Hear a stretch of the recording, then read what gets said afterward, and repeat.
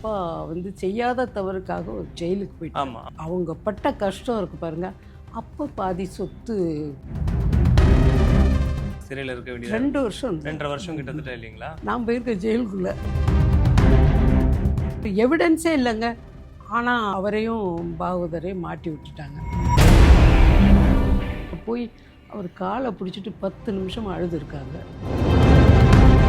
திருச்சியில் ஒரு petrol பங்க்கில் petrol போட்டிருக்காரு. அந்த சீட்டு ஒன்று கிடச்சிருச்சு. இந்த பாராட்டு விழா கலைவாணர்களில் மதுரமா கஷ்டப்பட்டு வெளியே கொண்டு வந்தாங்க அவங்களுக்குன்னு சொன்னாராம் அண்ணாத்துறை. யார் தெரியுமா என்எஸ்கே பொண்ணு அப்படின்னோடனே அப்படியான 4 பேர் இப்படி பார்ப்பாங்க. பத்மினி அம்மா எங்கள் வீட்டுக்கு ரொம்ப பழக்கப்பட்டவங்க. எங்கள் வீட்டிலே தான் இருந்தாங்க. ஐயோ அவங்க ரொம்ப ஸ்ட்ரிக்ட். அவங்கள பார்த்தாலே பயமாக இருக்கும். என்ன வேணும், என்ன பார்க்குற, என்னது அப்படிம்பாங்க. அதனால் அவங்கள பார்த்தாலே பயமாக இருக்கும். அம்மா நான் கேட்கவே இல்லைம்மா, எவனோ என்ன சின்ன கலவானு பேர்.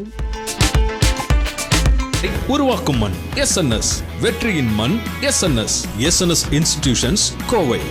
அப்பா வந்து செய்யாத தவறுக்காக ஒரு ஜெயிலுக்கு போயிட்டாங்க. ஆமா ஆமா ஆமா. அப்போ அவங்க பட்ட கஷ்டம் இருக்கு பாருங்க. அப்போ பாதி சொத்து விரயமாச்சு. அவங்க லண்டன் வழக்குக்காகவே நிறைய செலவு பண்ண வேண்டியது. கேஸுக்காக லண்டன் வரை போய் ஜெயிச்சு வந்தாங்க.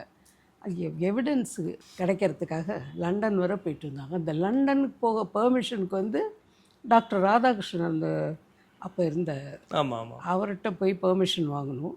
அவர் சென்னைக்கு வர்றதே ரொம்ப கஷ்டமாக 10 மினிட்ஸ் கொடுத்தாங்களாம் மதுரமாவுக்கு.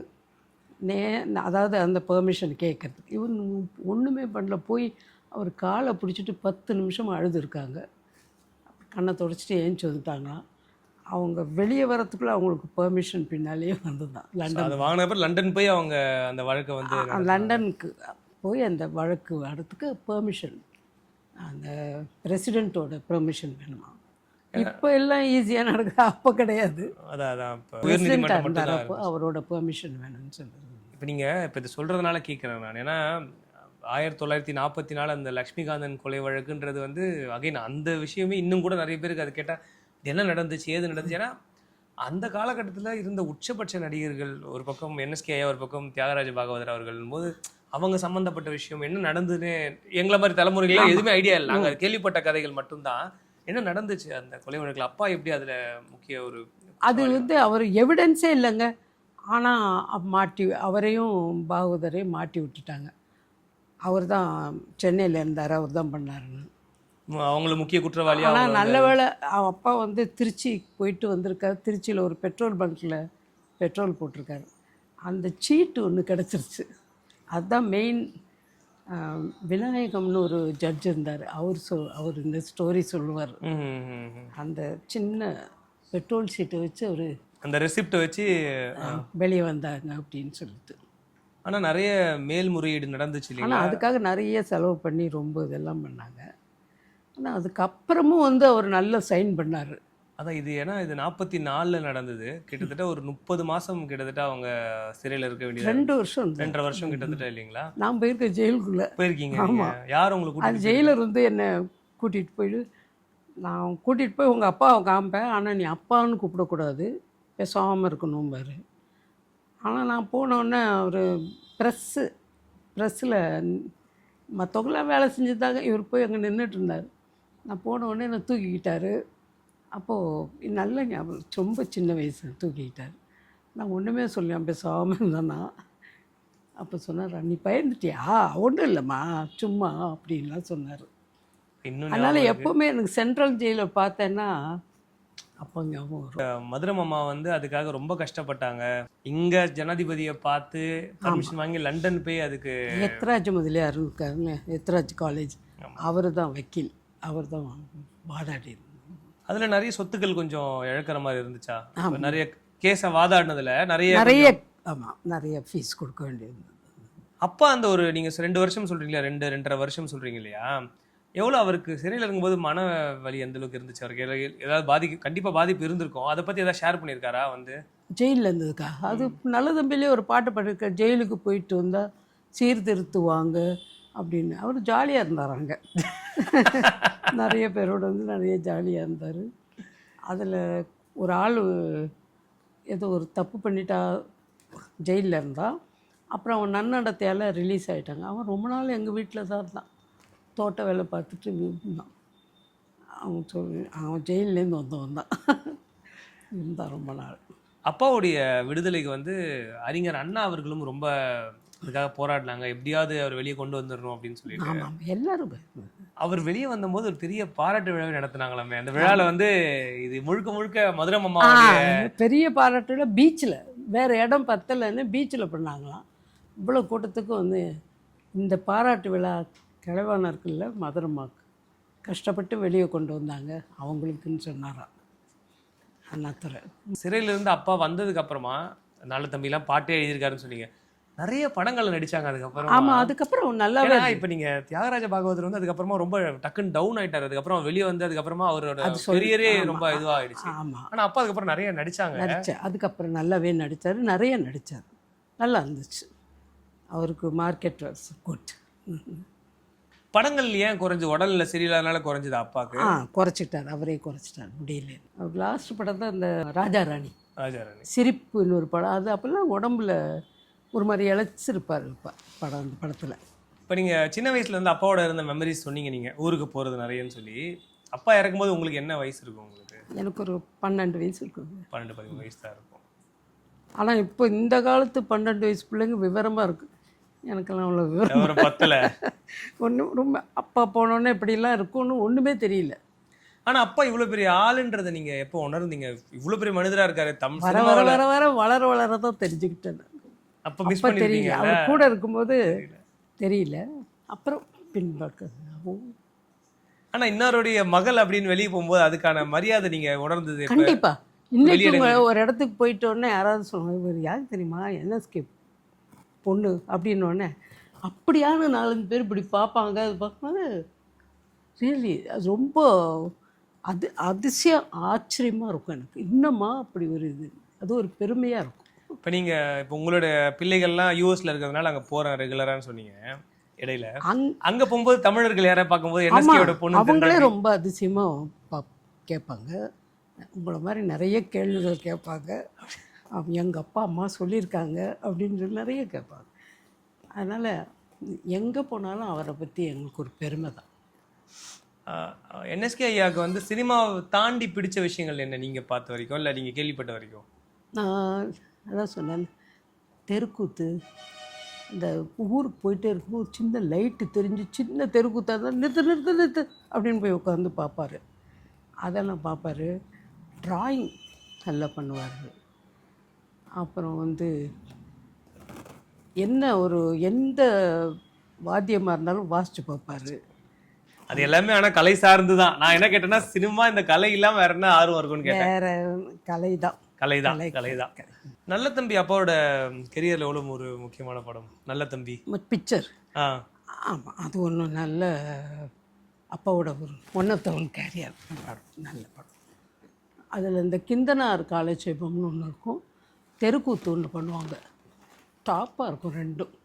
ரெண்டும் சாங்ஸ் எல்லாம் மீனிங்ஃபுல்லாக இருக்கும்.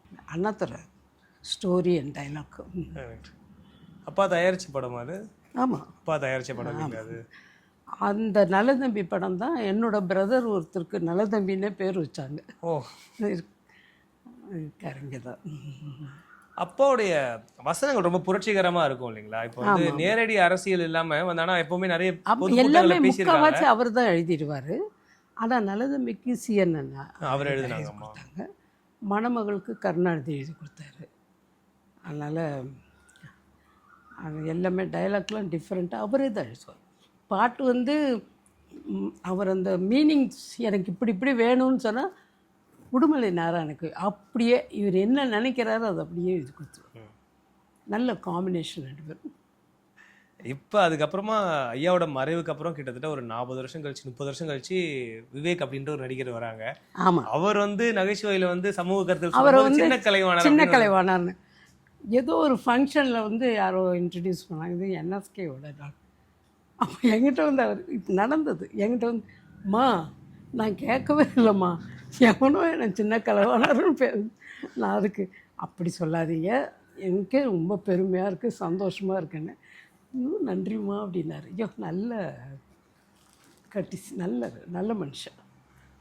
ஏன்னா நீங்க மக்கள் அப்படி பார்த்தாங்கன்னா ஐயாவோட மறைவுக்கு பிறகு கிட்டத்தட்ட ரொம்ப வருஷத்துக்கு அப்புறம் மறுபடியும் ஒருத்தர் நகைச்சுவையில வந்து மெசேஜ் சொல்றாரு தொடர்ந்து அப்படின்றதுன்னு அவருக்கே பெரிய இன்ஸ்பிரேஷன் தான் என்எஸ்கே ஐயா. அதில் சொன்னார் வந்து, இல்லைங்க நல்லதாங்க யாருக்காவது இருந்தா அப்படின்ட்டு. எம்எஸ்வி ஐயாவை அறிமுகப்படுத்தினதுமே என்எஸ்கே ஐயா, எம்எஸ்வி ஐயா, விஸ்வநாதன் ராமமூர்த்தி 2 பேருமே நினைச்சதுமே அந்த இது மணமகள் படத்தில் தான். பத்மினி அம்மாவும் அறிமுகப்படுத்தினதுமே என்எஸ்கே. பத்மினி அம்மா எங்கள் வீட்டுக்கு ரொம்ப பழக்கப்பட்டவங்க, எங்கள் வீட்டிலே தான் இருந்தாங்க. லாஸ்ட் வர பப்பி அக்காவை டச்சில் தான் இருந்தீங்க. பண்ணி நல்லா பேசிட்டு தான் இருந்தாங்க. ஃபஸ்ட்டு அவங்கள படத்தில் ஆக்ட் பண்ணி வச்சது அப்பா தான். அதுதான் சொல்ல மணமகளில் நடிச்சிருக்காரு, முதல் படம் இல்லையா ஆமாம், அவங்களுக்கு? முதல் படம். இப்போ நல்ல தம்பி படத்தை பற்றி சொல்லிட்டு இருந்தீங்க. அதில் அந்த ஆட்டோவை வந்து வீட்டுக்குள்ளேயே ஓட்டிட்டு வர்றது, அது வந்து அவர் ஜிடி நாயுடு அது பண்ணி கொடுத்தாரு. அந்த சாதாரண பைக்கை ஒரு மினி ஆட்டோ மாதிரி டிஃப்ரெண்ட்டாக டிஃப்ரெண்டா அந்த மாதிரி இல்லையா, ஒரு மினி ஆட்டோ மாதிரி. ஆமாம் ஆமாம், அந்த அம்மாவே ஓட்டுவாங்க, அதை ஓட்டிகிட்டு வருவாங்க. எமன் ராஜம் பின்னால் உட்காந்து சின்னங்க இருப்பாங்க அவங்க எம்எல் அவங்க. சந்திரலேகா படத்துல கூட இப்ப இந்த கரடி வேஷம் போட்டுட்டு மதுரை மாமாவை எல்லாரையுமே வந்து எல்லாரும் கலாட்டா பண்ணுவாரு. இப்ப இந்த மாதிரி எல்லாம் கலாட்டாக்கள் வீட்டுல இருக்குமா? இப்ப நீங்க பாட்டு பாடி காட்டுவாருன்னு சொன்னீங்க, இப்ப அம்மாவை கிண்டல் பண்றது இல்ல பசங்க கிட்ட பண்ணுவாரு, அந்த கரடி வேஷம் அதான் இல்ல அந்த மாதிரி கலாட்டா பண்றது சொல்றேன். அது அம்மாவை பண்ணுவார் எல்லாரையும். அப்போது நீ இப்படி இருக்க அப்படி இருக்கன்னு ஏதாவது கேலி பண்ணிகிட்டே இருப்பார். ஏன்னா இப்போ நீங்கள் காவேரி படத்தில் அப்படியே பெண் வேஷம் போட்டு அப்படியே வந்துட்டாரு. ஆமாம், அதே மாதிரி. அந்த மாதிரி நீங்கள் வேற என்ன பார்த்துருக்கீங்க? ஒரு அந்த மாதிரி கொஞ்சம் வித்தியாசமான தோற்றத்தில் டக்குன்னு வீட்டில் வந்து கலாட்டா பண்ணுறது. அவங்களுக்கு டைம் இல்லைங்க, டைம் இருந்தால் நிறைய பண்ணியிருப்பார். பிஸி, லாஸ்ட் நல்ல பிஸியாக இருந்தாங்க அவர். அப்படி கொஞ்சம் ஃப்ரீயாக இருந்து நாங்களாம் உட்காந்து பேசினா அப்போ தான் 4 பேர் வருவோம், உடனே அங்கே போய்டும் அவருக்கு. அந்த மாதிரி ரொம்ப பிஸியாக இருப்பார். பைத்தியக்காரன் படத்தில் வந்து சைக்கிளோட கற்றுத்துறாரு மதுரை மாமாவுக்கு. ஆமாம், அந்த மாதிரி ஏதாவது உங்களுக்குலாம் அந்த மாதிரி அனுபவம் இருக்கா? வீட்டில் சைக்கிளோட சொல்லி தர்றது? அதுக்கு அவருக்கு எங்கே டைம் இருக்குது? இல்லை, நான் வந்து அவரோட ஒரு படத்தில் ஆக்ட் பண்ணியிருக்கேன். நல்ல தம்பியிலே நடிச்சிருக்கீங்கல்ல நீங்கள்? நான் இருக்கேன். அது எப்படி நடந்துச்சு? அது வந்து சும்மா ஒரு நாள் ஸ்கூலுக்கு நீ போவேணா, இப்போ என் கூட வா அப்படிம்பாரு. எனக்கு ஜாலியாக ஸ்கூலுக்கு போவேணா, எங்கேயோ கூப்பிட்றாங்கன்னு போ. அங்கே போன உடனே இந்த மேக்கப் மேனும் இந்த பவுடர்லாம் அடித்து தலையெல்லாம் சீவி புது ஃப்ராக்கெல்லாம் வாங்கி வச்சுருந்தாங்க. அதெல்லாம் போட்டு என்னன்னு கேட்டால் அந்த ஒர்க்கரோட மகளாக ஆக்ட் பண்ணுவேன் அதில். அது அப்படி அது ஒரு சீனு பண்ணேன். ஏன் தொடர்ந்து நடிக்கலை? இல்லை அப்பாவுக்கு அதில் விருப்பம் இல்லையா? இல்லை, அது அம்மாவுக்கு விருப்பம், மதுரம்மாவுக்கு விருப்பம் இல்லை. நீங்கள்லாம் படித்து முன்னுக்குவாங்க, போதும் நடிப்பு வேணாம், இனி வருங்காலத்தில் எப்படி இருக்குன்னு சொல்ல முடியாதுன்னு அம்மா எங்களெல்லாம் படிக்க வச்சுட்டாங்க. அம்மா அதில் ரொம்ப பிள்ளைங்க எல்லாமே படிக்கணும் அப்படின்றது ரொம்பவே மெனக்கெட்டாங்க. ரொம்ப அதில் ரொம்ப இது வேணா படிக்கணும் அப்படின்ட்டு. அதனால் அம்மா விருப்பப்படி நாங்கள் அண்ணா அப்பாவோட ஃபஸ்ட் ஒய்ஃபோட அண்ணன் நடித்தார். பட் என்னமும் அது எடுபடலை. நாங்கள் ரொம்ப ட்ரை பண்ணோம், ஏன்னா அவருக்கு வாய்ஸ் எல்லாம் அப்பா மாதிரி இருக்கும். அதனால் கொண்டு வந்து இங்கே கொஞ்சம் ட்ரை பண்ணோம், அதில் எடுபடலை அவருக்கு. நல்ல தம்பி படத்துல திருப்பி கேட்குறேன் நான், பானுமதி அம்மாவோட இருந்து எப்படி இருந்துச்சு இதில்? ஐயோ, அவங்க ரொம்ப ஸ்ட்ரிக்ட், அவங்கள பார்த்தாலே பயமாக இருக்கும். பட் ரொம்ப நல்லா எல்லாருமே இதை சொல்கிறீங்க. ஆமாம், அவங்க கிட்டே போக மாட்டோம் நாங்கள்லாம். என்ன வேணும், என்ன பார்க்குற, என்னது அப்படிம்பாங்க. அதனால் அவங்கள பார்த்தாலே பயமாக இருக்கும். ரொம்ப அழகாக இருப்பாங்க பார்க்குறதுக்கு. என்எஸ்கே ஐயா வந்து வாசன் ஐயா தயாரிப்பில் படங்கள் பண்ணியிருக்காங்க. அந்த 2 குடும்பத்துக்குமே ஒரு பெரிய ஒரு பழக்கம் உண்டு. அதை பற்றி இது முதல்ல அவங்களுக்கு நூற்றாண்டுக்கு ஒரு வாழ்த்து. அவங்க ஃபேமிலிக்கும் எங்கள் ஃபேமிலிக்கும் ரொம்ப ஒத்துமையாக இருந்தது. அது சொல்லுவாங்க, அம்மா வாசன் சாரோட பொண்ணு கல்யாணத்துக்கு ஊஞ்சல் பாட்டு வந்து எம்எஸ் சுப்புலக்ஷ்மி இருக்காங்களே, அவங்களும் மதுரம்மா, அவங்க 2 பேருமே ஏற்கனவே ரொம்ப ஃப்ரெண்ட்ஸு. ஊஞ்சல் பாட்டெலாம் மடிசார் கட்டிட்டு பாடினாங்க. அது 2 பேருமே விஐபிஸாக இருந்தனால மேக்சின்ஸ்லாம் நிறைய வந்துச்சு அப்படின்னு சொல்லுவாங்க. அம்மா வந்து ப்ரெக்னெண்ட்டாக இருக்கும்போது தான் சந்திரலேகா படம். அதனால் நடிக்க முடியாது. ஆனாலும் வாசன் சார் நீங்கள் நடித்தே ஆகணும்னு அம்மா அதோடு நடித்தாங்க. அதில் அவ்வளோ ஒத்துமையாக இருப்பாங்க 2 பேரும். அவங்க வீட்டுக்கு நாங்கள் நிறைய போவோம். அவரும் வந்திருக்காங்க, வாசன் சாரும் வந்திருக்காங்க. அதெல்லாம் ஒரு பொற்காலம். அவங்கள பார்த்தது பேசினதெல்லாம் ஒரு பொற்காலம். இப்போ டி நகரில் வந்து ஐயாவுடைய சிலையை வந்து அறிஞர் அண்ணா அவர்கள் திறந்து உடம்பு ஸ்ரீலாந்தோடு திறந்து வச்சாங்க. இப்போ அந்த சிலை வந்து கலைவாணர் அரங்கத்தில் இருக்குது. ஆமாம். இப்போ அந்த அரங்கம் வந்து அரசு சார்ந்த எல்லா முக்கிய நிகழ்வுகளும் அங்கே தான் நடக்குது. அங்கே நடக்குது. ஆமாம். ஸோ ஒரு மகளாக எவ்வளோ பெருமையாக இருக்குது, உங்கள் குடும்பத்துக்கு எவ்வளோ பெருமையாக இருக்குது? ரொம்ப பெருமையாக இருக்குது. இன்னும் கேட்டால் நல்லா இருக்குது. அந்த இடத்துல பார்த்தோம்.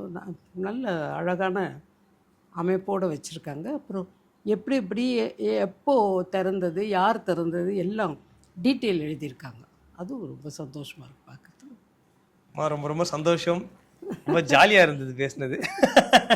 நீங்கள் ரொம்ப அழகான கொஸ்டின்ஸ் கேட்டீங்க. அதனால் ஈஸியாக இருந்தது. ரொம்ப நன்றி. ஏன்னா என்எஸ்கே ஐயாவை பற்றி வந்து நிறைய விஷயங்கள் உங்கள் மூலமாக தெரியும் போது, இப்போ நாங்கள் சில கேட்ட கதையில் கட்டுக்கதைகள் அப்படின்றது எனக்கு இப்போ தான் தெரியுது. ஸோ அதை விளக்கி சொன்னதுக்கு ரொம்ப ரொம்ப நன்றி. அவர் கடல் மாதிரிங்க, என்ன நிறைய விஷயங்கள் இருக்குது. அது என்னால் முடிஞ்ச வரைக்கும் சொல்லியிருக்கேன். அவ்வளோதான். ரொம்ப நன்றி. வெற்றியாளரை விதைக்கும் மண் எஸ்என்எஸ், வெற்றியாளரை உருவாக்கும் மண் எஸ்என்எஸ், வெற்றியின் மண் எஸ்என்எஸ். SNS institutions, Kovai.